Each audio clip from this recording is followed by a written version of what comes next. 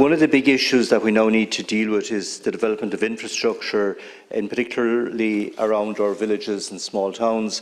And one of the concerns that I have in relation to the Cork area is the County Council are being asked to de-zone land in some of these areas, because it is now Irish Water is dictating the future planning of the county, in that it's not going to develop sewage treatment facilities in these towns and villages.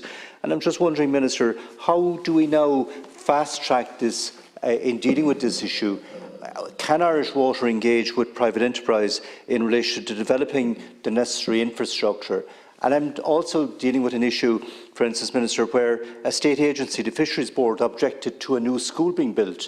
And I reckon that objection, which has now been dealt with by An Bord Pleanála, has now cost around €2.5 million to the cost of building that school in real terms, because of the delays that have occurred.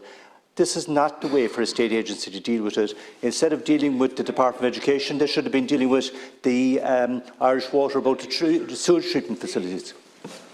The allocation of funding for Irish Water, or their timeline of projects, they are best placed to decide. I mean, I'm very glad what we've done is stopped pumping raw sewage into Cork Harbour, which was a huge part of the problem, and that had to get first priority in that city as an immediate scandal that had to be addressed.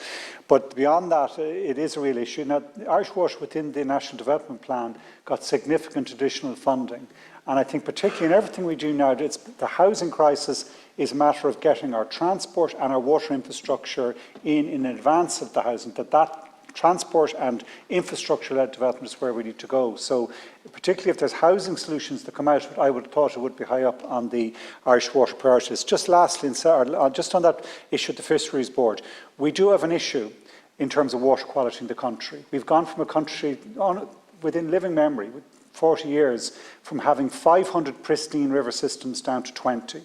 We have to stop that. We cannot be out trading as an Irish green country when our water is polluted.